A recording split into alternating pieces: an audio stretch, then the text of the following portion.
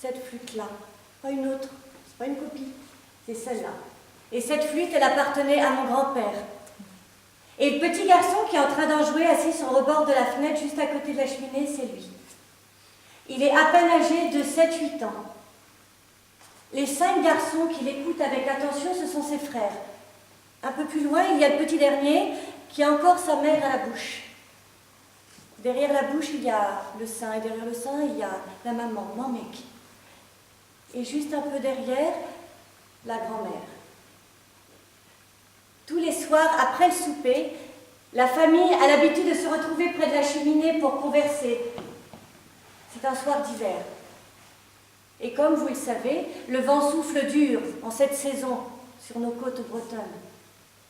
Alors on en vient tout naturellement à parler du père qui est marin sur la mer. La vie sur l'île est très difficile. Et parfois, comme cela peut arriver dans les histoires, elle est devenue encore plus dure que les rochers qui se jettent dans la mer. Alors le matin, un matin, dans la brume épaisse, les hommes les plus vaillants avaient dû partir et disparaître. Arrivés à Saint-Nazaire, ils n'avaient eu aucune difficulté à rejoindre l'un de ces grands vaisseaux. Ces grands vaisseaux qui partaient là-bas, du côté des Terre-Neuve, pour y pêcher la morue. Car des marins des îles, comme celle de Watt ou des Diques, on disait que c'était de bons gars, au caractère forgé par les éléments, sortant en mer par tous les temps. Le père des garçons a rejoint l'équipage d'un grand voilier, aux grandes voiles blanches, le plus rapide de l'Ouest, disait-on. Ce qui est sûr, c'est que durant 30 jours, le vent souffla. Et les hommes n'avaient qu'à manœuvrer les cordages pour garder les voiles toujours bien gonflées. Encore et hop, et virer, encore et hop, et virer, encore et hop, et virer, vire encore un coup là. Encore et hop, et virer, encore et hop, et virer, encore et hop, et virer, vire encore un coup là. Ce soir-là, au coin du feu, on se demandait si le père n'avait pas à pâtir du vent qui hurlait dehors. La dernière lettre montait de 6 mois du côté de Saint-Pierre-et-Miquelon. Et comme le père était avare en écriture, on ne savait pas s'il était déjà sur le chemin du retour ou s'il savait quand il pensait rentrer. On fait une prière, un pater exprès pour le père et... Ça, c'est la grand-mère. Elle a le chic de réveiller les enfants de leur endormissement nocturne pour ne pas avoir à les traîner jusqu'à leur lit. Et voilà réveillés. Si mes petits cousins et cousines étaient dans la salle avec vous, ils seraient d'accord avec moi que malheureusement mon grand-père a gardé ce tic. Et quand on était en vacances, on avait soit la caresse et le bisou de la grand-mère, soit les applaudissements du grand-père pour nous dire maintenant debout et il ouvrait le volet. Voilà, vous êtes paisible, vous imaginez la scène, tout va bien, vous êtes enfant, en sécurité. Debout, sec, évident. On était réveillés, ça je peux vous assurer. Mais revenons à notre histoire. Donc la grand-mère a réussi à réveiller les enfants, les voilà tous couchés. Comme c'est une famille assez pauvre, tout le monde dort dans la même pièce. 1 heure passe. Vous n'entendez rien? Vous n'entendez rien? Mamik s'est réveillée en sursaut. Louis, tu entends? Louis, c'est mon grand-père. C'est celui qui dort le plus près de la fenêtre, au bord du lit. Ouah, maman, tu n'entends rien? Tends l'oreille. Flip, flop, flip, flop, flip, flop. Oui, maman, j'entends 4 rames qui frappent en cadence la mer.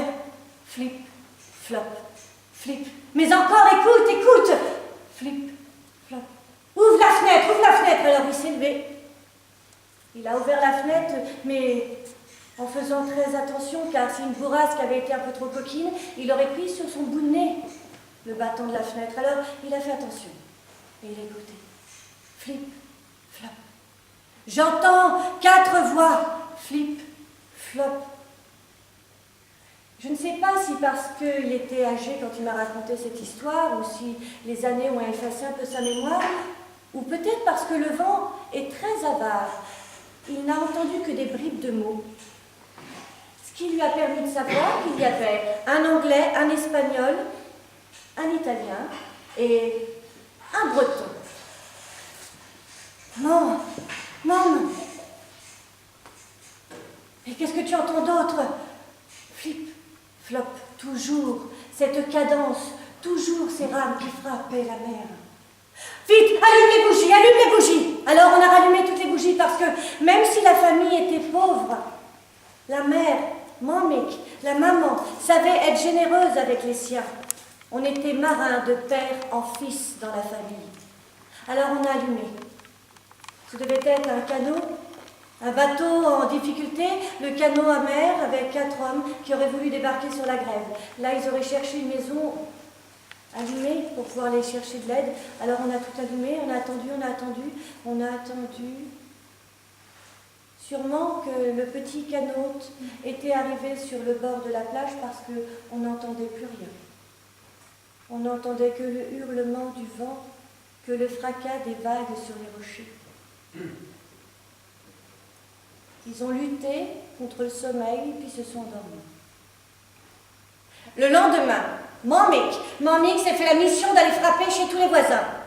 Elle a frappé, mais personne n'avait rien entendu, hormis le fracas des vagues sur les rochers. Elle allait voir le gardien du phare. Il a juré sur la tête de sa mère. Non, pas de bateau en détresse.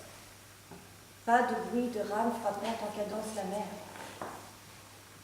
Il faudra attendre pour un nouvel épisode le soir suivant.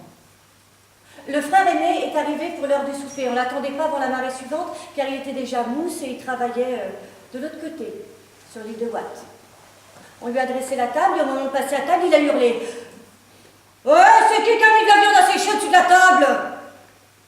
Mais il n'y a personne. Et c'est quoi cette grosse trace de sang sur ma main? Il avait en effet 3 grosses perles rouges de sang frais qui étaient tombées dans ses os et qui étaient arrivées sur sa main. Ils ont su tout de suite qu'il était arrivé malheur à l'un des leurs. La nuit suivante, ils ont attendu. Ils ont attendu et ils ont entendu. Flip, flop, flip, flop. Alors, mon grand-père, il a pris toute sa peur. Il en a fait une grosse boule, énorme boule qu'il a jetée en bas de son pied de lit, en bas de son lit. Il est sorti, et il s'est habitué au noir, à la nuit noire. Il était prêt là à affronter.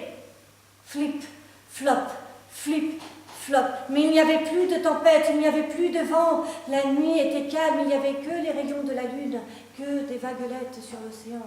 Flip, flop, flip, flop, mais toujours ce bruit, et rien. Alors son frère aîné, qui était mousse, est venu à côté de lui, et bien, il est beau être mousse, il n'a rien vu non plus. Puis ils sont retournés. Mamie qui attendait, là. Alors, non.